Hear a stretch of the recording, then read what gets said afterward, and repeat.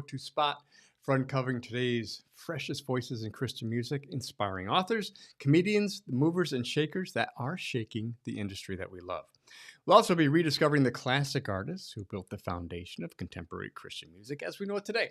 I'm your host, Roger St. James, former CCM radio DJ, and I get to be lucky enough to be here to guide you through the stories, sounds, and the people behind the music that we love. Whether you're a longtime fan or just starting the journey, get ready to dive deep into the hearts, spirit, and inspirational voices of today's contemporary Christian music. So let's discover together. And today, as we talked about in that little bit of opening, we like to talk to artists, we like to talk to authors, and we actually have somebody who is both. Please help me welcome Carmen Mills. Hi, Carmen. Hello there. It is so good to see you. Thank you for taking the time to join us today. Thank you for having me. And one of the things I like to do to get things off to a fun start is I want you to brag on your family. You know, I want you to No talk problem. about. Oh yeah, no. I always like to hear about the wonderful gift that God has given you that is your family. So go for it. You have as much time as you want. As Rail much on and time. talk Oh, about how great really? they are. Okay. Well, I think they're pretty awesome. So, I've been blessed with 4 daughters, which I wasn't really going to even be able to have children. So that in itself is a miracle. So I have 4 gorgeous daughters. They're all married. Um, uh, and my oldest, do you want to know how old they are? That'll kind of tell my age a little bit, but okay. You So, can skip that part. Just tell us about how great they are. oh, they're just great. Yeah. So 4 girls, and they're all married, and I have 4 grandsons because each daughter has 1 boy.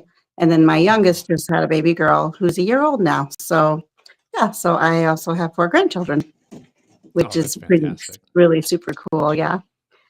So, um, and they're all like so, they love the Lord, and they're just unique in their personalities, and I see things in them that remind me of me a little bit, and things that I see in my husband. My oldest daughter is the worship leader at our church, which is pretty cool. So I was the worship leader years ago, and she got hired in last year, and so now she's the boss of me. So that's kind of fun.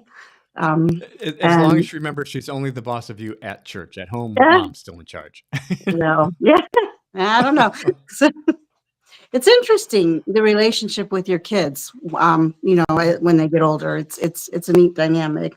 But yeah, so she does music. Like I said, she leads all the worship. It's a lot of work, by the way, Oh yeah. at least from what I see. And then and I get the joy of just doing alto. So I mostly just do harmony parts. So very rarely do I ever lead. And my second daughter, she worked with my husband for quite a while. He's a machinist. So she's it's called CC, like Culver Tool. And so she's really good at what she does, and she's a little boss. And she's a tiny, I think she's like 4'11", just like me, but tiny and mighty. My third daughter, Michaela, she is currently a stay-at-home mom.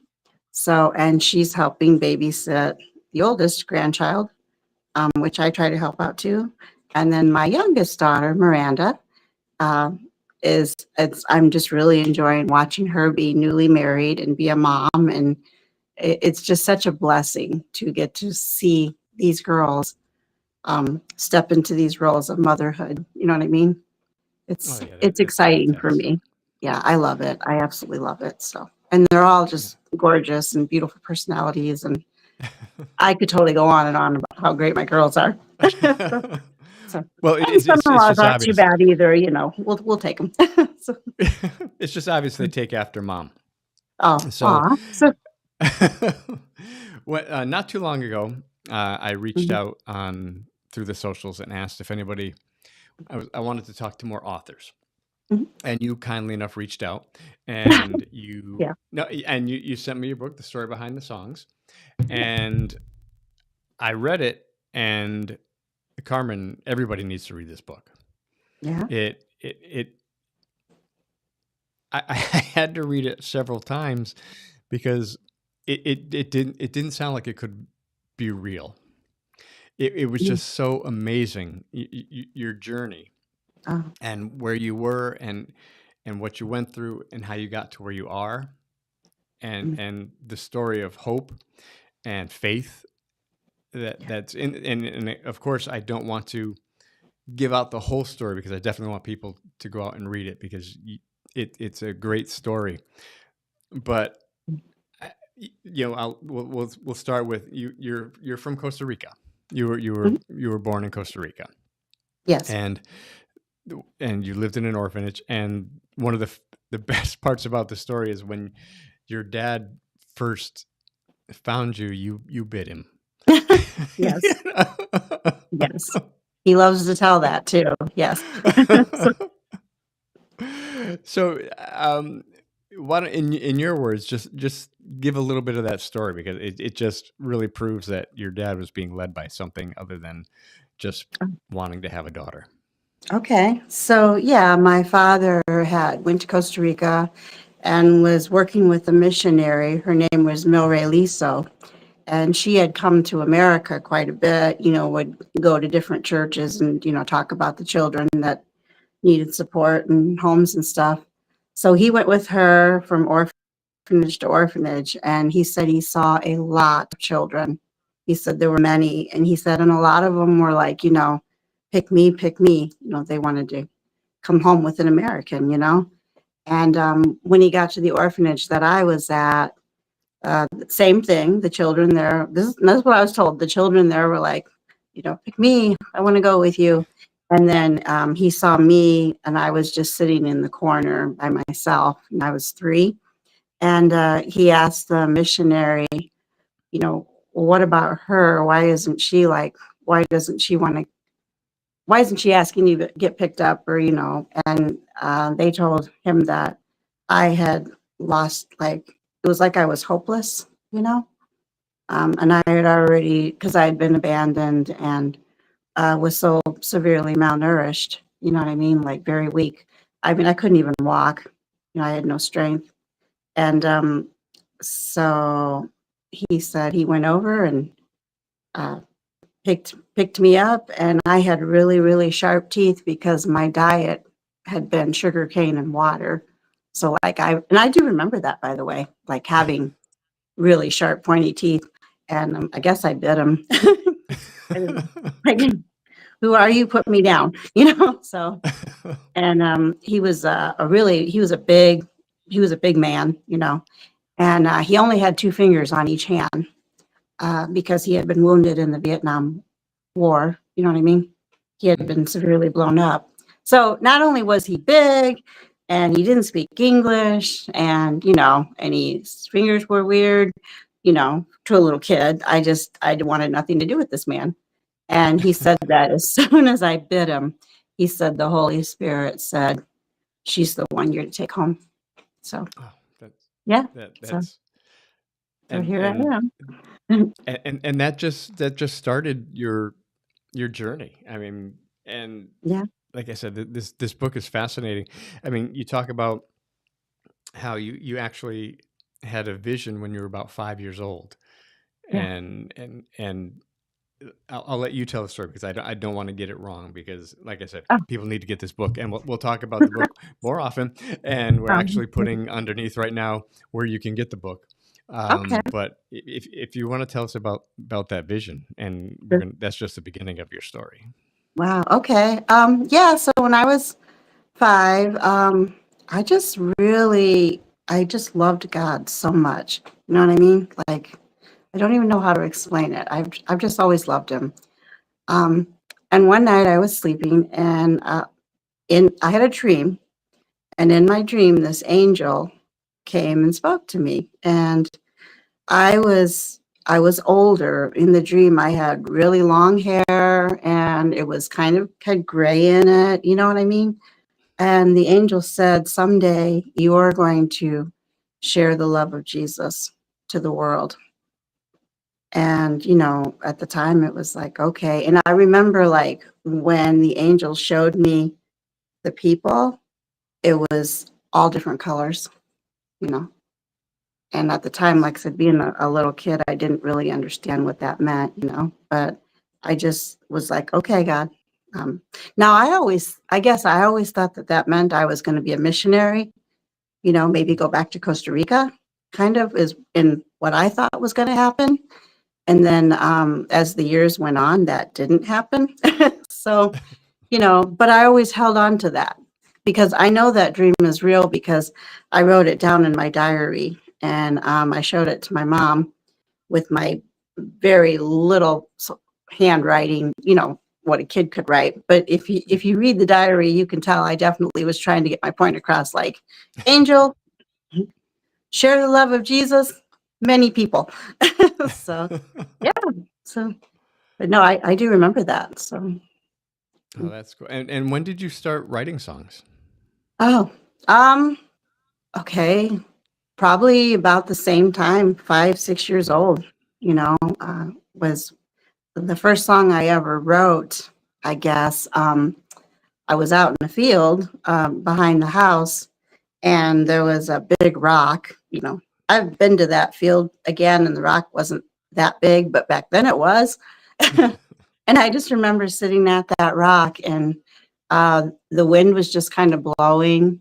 And I just remember it was something like, I love the way the winds go round, and I love how the sun goes down. And I won't ever feel so down because I love you, Lord, you know? And then I love the way the birds fly, and I love the beautiful sky. It was something to that extent, because I love you, Lord. And that was like my very first, like, hey, I this thing is in my head, you know what I mean? But of course, it's about Jesus, right? So, yeah, but that was the very first song I ever wrote, and then after that, I sang a lot of Amy Grant stuff at the time Yep. because she was big, you know, Yep. and pretty cool. And I just loved her music. So when I was younger, I sang a lot of Amy Grant stuff. So I didn't actually start writing my own songs. Um, I think seventh grade, I entered a songwriting contest. But as far as like really getting serious about songwriting, I had recorded 2 CDs back. My first one was right when towards the end of college when I did my first songwriting, and that was back in the day when it was like reel to reel. Do you know what I'm I talking about? remember. I don't I know. remember. Oh yeah. Oh, Oh yeah. okay. I was on the air back in the late '80s and early Okay. '90s. So a lot of the stuff was still reel to reel back then. So I know exactly Yeah, what you're yeah. talking about. So that would have been like 89 to 90, would have been Yep. 1990. My goodness. And I remember my first time experience in a studio and just how the producer, you know, he would turn the tapes and then it was just so cool. I was like, oh my goodness, this is awesome, you know? So that was my first like recording. And then later, I would say after my kids were a little older, I got to record again and did 2 more CDs, which, but then when I actually found somebody like a promoter, like I had to do a rewrite of all my music. So, you know, to make it, I guess, more radio, More radio okay. friendly. Yeah. More radio Yeah. friendly. Yeah, that's good. Yeah. But yeah, so it's been quite a that journey actually, like yeah, learning all and that. So, that's what I like. Why I'm really wanted to talk to you because you did it. I'm not gonna well, as my oldest son likes to say, last century back in the day. yeah, You know? yeah, But now, but you're still doing it. So mhm, you've seen the changes in the technology, and yes, we're actually able to do it like this show we can do on a computer, and you're yeah, actually able to do more and make it. And we use the term radio friendly, yeah, but you know now you can kind of do it more the way you think maybe it should be done, or how God wants you to do it, and not tailoring it to be radio friendly, but tailoring it mm. more to what you know the mission might actually be in your heart and soul. Yeah. I And think that's why it's I just love it. it's what your goal is. I think too, as an independent artist, or you kind of have to decide like what do you, why you're doing what you're doing. Like, are you doing it to just be on radio, to be a recording artist? Are you doing it more to, because like I do have music that I would say isn't necessarily radio friendly. You know what I mean? It doesn't fit the box, but Hmm. I would definitely sing it live. You know what I mean? Like, I have no problem doing that. So I think we as artists have to figure out what it is, what is our calling, and how are we supposed to use it? You know what I mean? Oh no, So that I don't know makes if that. perfect sense, Yeah. and that's one of the things that a lot of the artists that we talk to, what I really like is Hmm. the term a lot of people use is real. When they when they put something out and people like it, they want that to be the same thing they hear when they come to see them.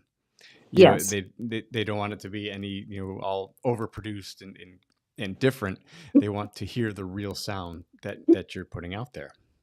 And again, going back, I want people to get your book because you've overcome so many things to get to where you are, and Thank you've you. really put God forward in your life. I mean, you were in a very bad car accident when you were 9 that could have definitely changed your life path.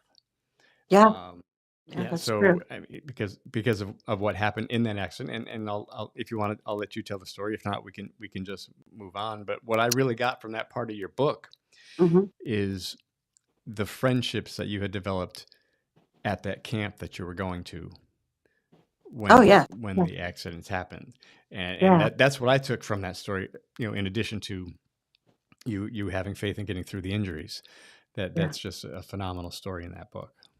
Oh, thank you. Yeah. I actually it was my freshman year of high school. Um, so I was in band camp. And I didn't get to necessarily stay at camp that year because I had to go back and forth. I don't know, because it gets pretty intense. Um, I was a flag twirler. So, and I want to clarify. So if anybody from my school hears this, they'll be like, what? But no, we were going back and forth because I did not want to miss camp. It was called Prairie Camp.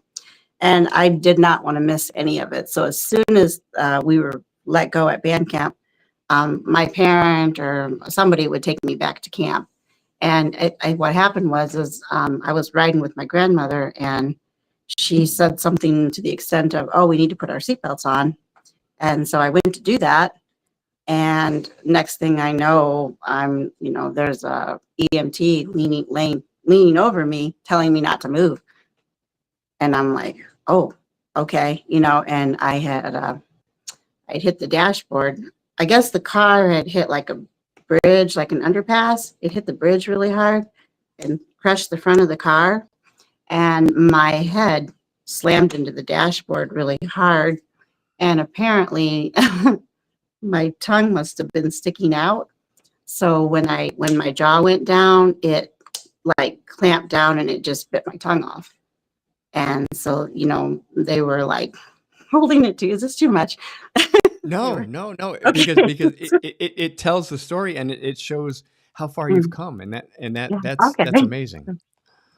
That's funny because I really don't ever talk about that so much. But yeah, so I had to go to the hospital, and they had to sew it back on. And so I remember the next day waking up going, "Wow, that was a really bad dream," thinking it was just a bad dream. And then I realized, hey, wait, I'm not at band camp like I should be. And when I went to sit up, like the pain was so bad, my face was swollen. And I remember I went to call my mom, and when I went to say her name, I couldn't say it. And well, it was obviously because my tongue was so bad. But yeah, I remember about towards the end of the week, camp was almost over, and even though I had all these stitches, I think they said like 100 and I think I said 120, maybe. Oh I'd wow. have to reread the book. Um, but it was a lot. And Yeah. I remember I just like, I didn't care. I looked awful. The face was swollen. My forehead was all bruised up, but I didn't care because I wanted to be at camp. And so my parents let me go back, but I ended up staying in the camper. I didn't go back to like with the kids. And a bunch of them, they all came to my camper just to visit and say, hey, we're praying for you. And so on the very last night of camp, we had like a campfire, and then people would, they would give up, talk about like what the Lord did for them that week. And I remember I wanted to go to that so badly. And, I just wanted to tell everybody, thank you for praying for me. And I don't know like how well they understood me, but I sure tried, so, um, but the thing is the doctors did say that I would probably struggle with singing, talking because of how badly, my tongue was. So the fact that I sing is actually kind of a miracle in itself, if you really think about it, Oh, because 100%. And from what we've so learned so far is that doctors don't really know anything because they told you couldn't have kids that's and true. they told you wouldn't be able to sing. So, That's true. You're right. Yeah. So, but, so what we can take so far is that doctors don't know what they're talking about. But, um, well,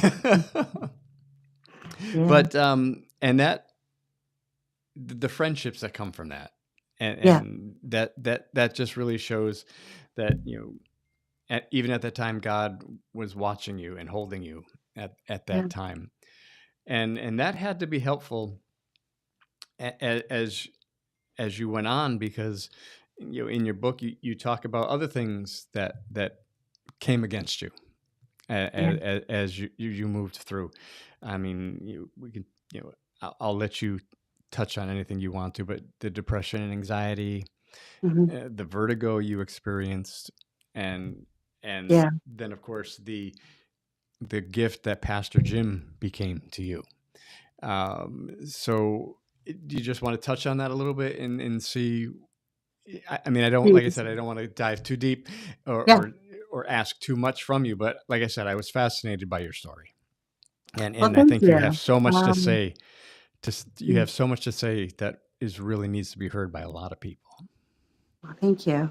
I um I share the thing of depression because as a younger person, um, so, and I won't go heavy into this at all, but my parents had went back and adopted three more children later after me, and from Costa Rica, and two of them were boys and a girl, and in the beginning it was pretty good. You know what I mean? We were a happy family. A lot of adopted people here now. But at some point, one of the brothers kind of took interest in me, and so I don't think I have to say a whole lot about what happened there. But if you can imagine, I I think that it always like confused me. Like I thought I did something wrong, you know. And Mhm. I touch on it very little in the book. But I kind of allude that because to understand as an adult woman, some of the depression and the anxiety and the stuff did stem from that, and believe me, I've been to counseling, and so it's kind of a combination of, well, you were abandoned, you were malnourished, you didn't get held, loved, fed, all that stuff. And then as a young girl, I think I was like just about going into junior high when all of that happened. So then you compile that with having that stuff happen to me as a young girl. It just, and when I became a mom, for some reason, all of that stuff just kind of like, do you know what I mean? It really came to full. It was just, it was tough. It was really tough. And I was always like, I mean, I love my girls so much, but I always wondered, like, am I good enough? Do I deserve to be a mother? Because I did struggle with depression and I struggled with guilt, horrible guilt, actually, Roger. Um, because, like I said, I thought it was my fault. And I know in a lot of other young girls and women, we do think that, you know what I mean? Like, we Mhm. must have caused this. and and then there's the whole factor of forgiveness. You know, now I forgive my brother for that. You know, but it wasn't easy. It took a long time, and it was hard on the marriage. You know, because there was a lot to overcome there. Um, it made me very like the way I saw things, like I said, it's just a lot, you know what I mean? But I, God took care of me through all of it. And I think the biggest thing was forgiveness, forgiving the person that hurt me and forgiving myself because I think for a long time I didn't like me because I didn't understand why I thought I allowed this stuff to happen. But, because I was just young. You know? Yeah. So it's just yeah. And my thing is I just want people to understand that things happen to us. It's not your fault, you know? There there is bad out there. There is evil, you know? Yeah. And some things just happen, and we have to realize that it's not our fault, but we're not alone either, because you can feel very alone in that, especially if you never talk about it or you never tell, right? I didn't tell, you know? I didn't tell anybody because I was embarrassed. And so that played a big role in to the things my behavior as a teenager, you know what I mean? And so that's the thing I just want people to understand that it's not your fault and you're not alone. And there is a God that loves you so much, you know. He just wants to wrap his arms around you and say, "Hey, I love you. I'm there for you." And it breaks his heart, you know, when people get hurt. I know that. Um, so I guess that did have a big part of why I struggled with depression. And plus, I also, I think I don't like to use the word mental illness, but it's kind of it's there. You know what I mean? Like I remember once in counseling that she said to me, she goes, you have to say it," and I said, "I know what you want me to say. You want me to say that I'm mentally ill because I have a chemical imbalance and all these things." But I just it was like such a I don't know. Do you know what I mean? Am I making any Yeah. sense? Oh, Okay. you're making, and Okay. that's why your story is so good, is so important Mhm. to me, Okay. because everything that you've gone through, yet somehow you managed to hang on to the hope and hang Amen. on to the faith, and Yes. and and not only that, but you did what you needed to do. You knew you needed help at some point, and you got it. And I Yes. think that's very important, and that you understood that you were having you were struggling, but Mhm. you also were able to reach out. And I think that's one of the big stories of your book. It's okay to need help. It's okay to reach out. It's okay to not be okay, if that makes Yes. sense. Absolutely. And Yes. that's why I want one of the main reasons I wanted to have you here is because your Um, strength is phenomenal, Carmen. What um, how you've gotten from where you were to where you are. And we haven't even talked about the fact that you got to perform at the Grand Old Opry, which is so freaking oh, cool. thank you. Yeah, that We'll was get to cool. that. No. No. Yeah. But That I was just, fun. you know, where you've come is just amazing. And Thank and you. and that's and your strength and the fact that you were able to forgive. And Mm. once you started to really do that, how it freed you up. Yes. and and that's a hard lesson. That's a hard thing to do. And I think a lot of times it's like, oh, you're a Christian, just forgive them. It's no, Mhm. you know, Right.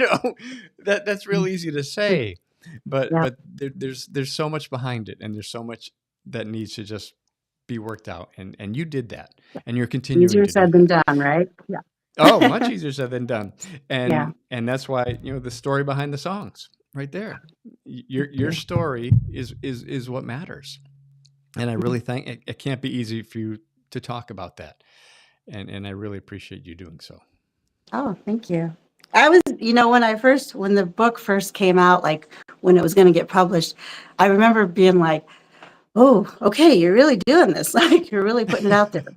But, the thing is, a lot of times, like when you sing your songs, you can't always get to everything, and so I was just like, because people would be like, well, what does this song mean, or what does that song mean? So I just felt very led to, well, here's why I write these songs. If some of them seem a little, I don't want to say dark, but very honest, I mean, well, Yeah, there's a reason, they're real. and They're real. yeah, yeah, and I know there's other people just like that, are struggling and are like, man, you know, but we're not alone in They're not this. alone. Yeah, exactly. Right. They're not alone. Right. And they there's always somebody out there who's willing to listen. There's always somebody out there willing to help. Yeah. And you just have to take that first step to Yes. to do what needs to be done. And God is there. He's holding you up. You wouldn't be Yes. where you are if he wasn't holding you up. Absolutely And not. and and that's why I just love your story. One of the Thank you. reasons I love your story, like I said, I've read the book a couple of times, and I'm going to read it several more times because I got a lot Um, out of it. Now, is there a particular verse, or I ask a lot of people this: is there a particular verse you hang on to, or yes. with some people it changes, but what's the one you're kind of hanging on to? Hebrews 11 of 1. It's on my arm. So, yeah. Um, Faith is the substance of things hoped for, the evidence of things not seen. That's beautiful. That is my favorite all-time verse, you know. So, And it really speaks to everything that we all deal with, yeah, and so thank you for true. sharing that. Yeah. But now let's talk about the Grand Ole Opry. I lived Oh, in just outside of Nashville for a couple of years, and one okay. of the biggest thrills was actually going to the Grand Ole Opry. And unfortunately, I didn't get to go to it before it flooded, so I saw Oh, the new version of the Grand Ole okay. Opry. But what was it like, and what was that got you there? Well, I want to be really clear. So I did sing at the Grand Ole Opry, but now I wasn't like a front singer or anything. Okay. I just want to make sure that I don't want to say anything that isn't true. So what happened is I was with a record label, uh, Nashville Entertainment Weekly. They had been my record label, but then at the time they weren't anymore. I was with a different label. And they reached out to me and said, "Hey, there's an opening to sing." In, it was called the Sunday Morning Country Choral Choir. And they're like, "We know you don't really do country music. You're more CCM rock." They're like, "But we just figured you might be a good fit because I mean, some of my music can have a little bit of gospel sound to it." And I mean, I was like, "Well, is that being fake though by singing in a country choir when you're really not a country artist?" But I'm like, you know what? I'm going to do it. So that sounds cool. Yeah, let's do it. So yeah, so I said yes, and then went and practiced for like 3 days in this choir with all these other artists, country. I mean, it's wild. So, and we yeah, they had a big show, and they had like John Barry. I know he was one of the artists that came out and sang. I got to meet him backstage. So that was pretty cool. And then Brenda Lee was supposed to be there, but I think she wasn't feeling well. Do you know who that is? Yes. Oh yeah. Okay, okay, yeah. So, but yeah, so it was interesting because my first time, well, I didn't know my way around, and but behind stage there's a lot going on back there. Yep. You've got the dressing rooms, and then you've got the big artists, and you don't want to be bothering them, because you got to be cool, be professional. And then there's like the media area where they're doing interviews and all this stuff, and then the photo room. And so like I was a little overwhelmed, to be honest with you. There was just so much going on. And we were told, do not be late. When the choir gets out, you get out there. Well, I was doing an interview with my label, and John Barry was ahead of me. So of course, I'm not going to be like, you know, get out of the way. I've got to be on stage because I don't think so. So from doing the interview for that, it made me a little late.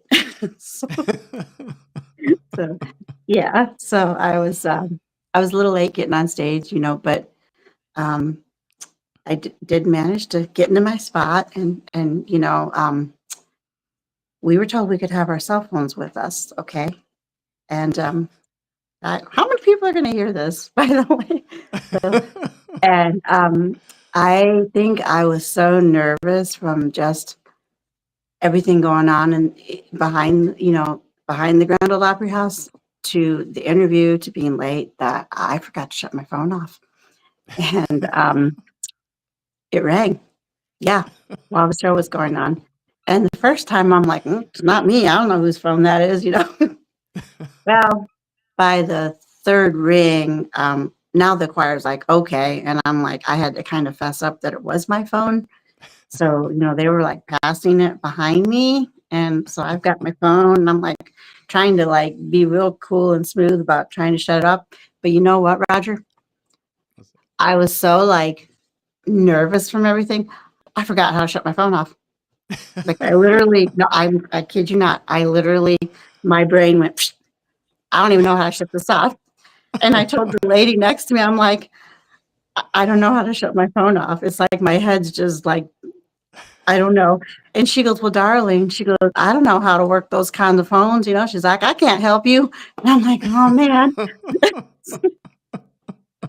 So, and so now I'm praying the whole time. Okay, dude, I'm not even enjoying the show anymore because I'm sitting here just, dear Jesus, please, whoever is trying to call, please make them stop. Please don't let my phone ring anymore. But it kept ringing. So finally, I'm like, okay, you're going to have to leave the stage. You're just going to have to get off the stage. And we were told, you don't leave the stage, you know, don't drink, don't eat. It's a 3-hour show. So I'm like, oh man. So I finally am like, I had to walk off the stage. So when the next set of artists went up front, I like got up and left. And my husband told me, he goes, yeah, it's the weirdest thing. He goes, I'm watching the show and he goes, and I don't see you. And then I see you and then I don't see you again. And he was like, what's going on? And I'm like, you have no idea.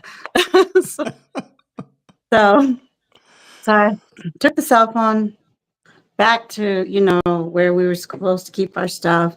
And at that point, I honestly didn't even want to get back on stage. So I was so flustered. I'm like, this is just, they're never going to let me come back. They're going to be like, this girl does not follow rules. so, and truthfully, like I said, behind stage is so much going on that I couldn't find the stage. So I'm like, I don't even see, I'm sweating just telling you the story, actually. And I'm like, I don't want to go back. I don't want to do it anymore. And I'm like, but we did all this work to get to Nashville to learn all the music.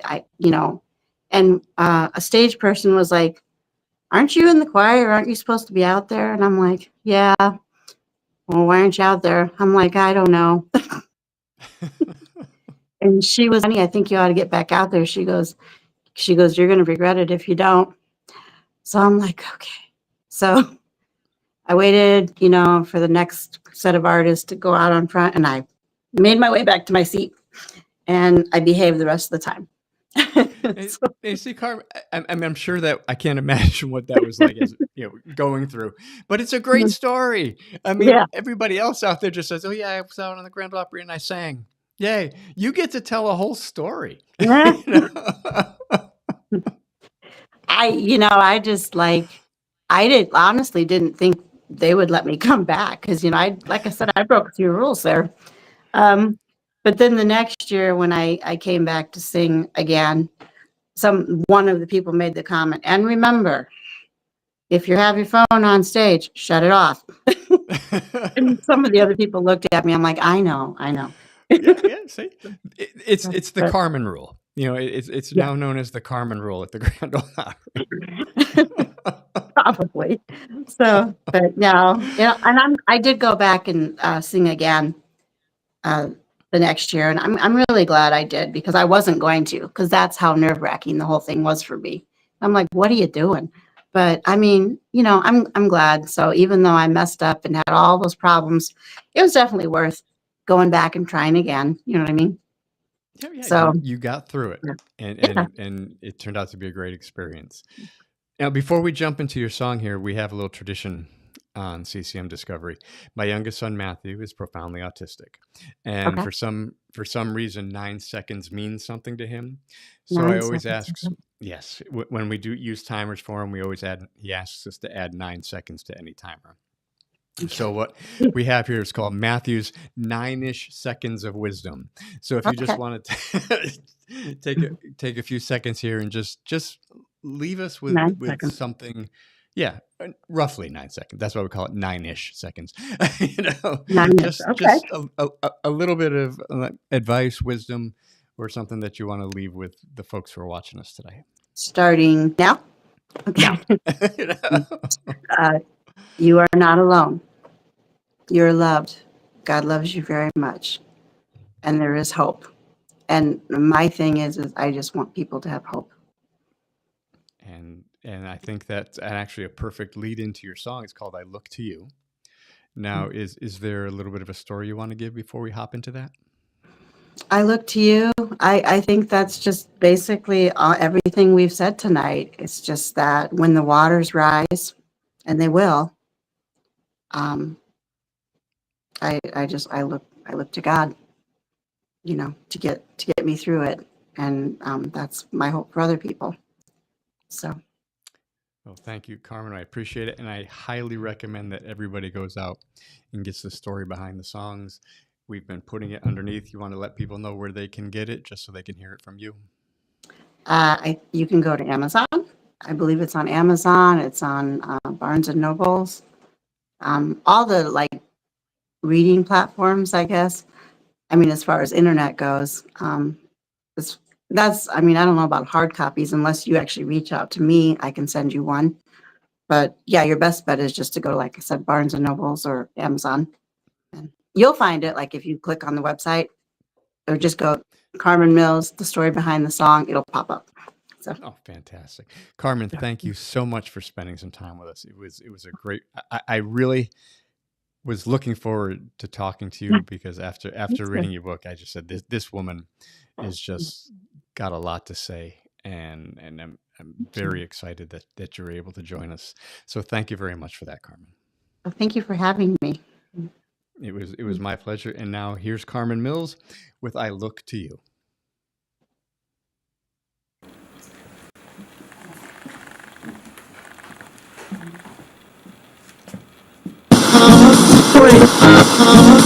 Minneapolis, the weather made it tough for a segment of our population stranded on the ground. The city's homeless endured their most difficult day of the year.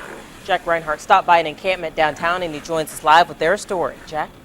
Well, Erica, the people who run the shelters and the outreach centers tell us the number of homeless across Indianapolis is growing. And worse yet, the people who feed and clothe them every single day, the so-called enablers, is also growing. But not today. It's called the Irish Hill Camp. It's just a few blocks east of the heart of downtown Indianapolis. And today, in the biggest snowstorm of the year, staying warm becomes job one.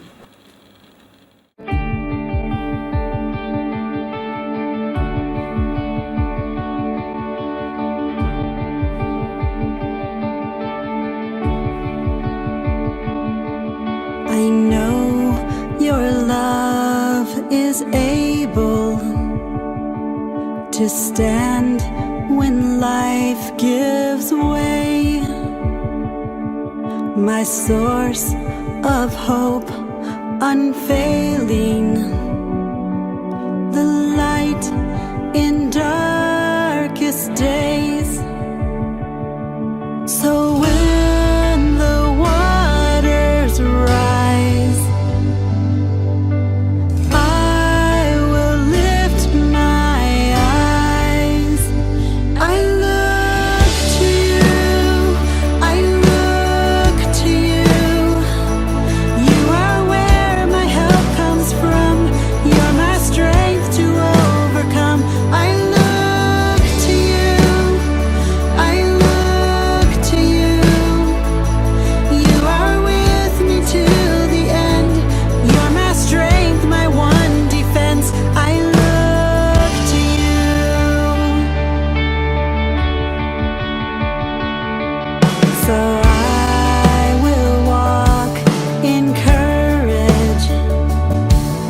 my faith in you.